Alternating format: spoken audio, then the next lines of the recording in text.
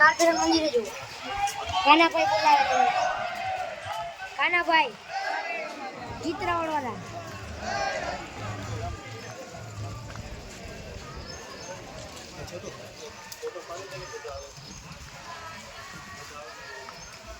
Phone પાડતો ને photo પાડજો.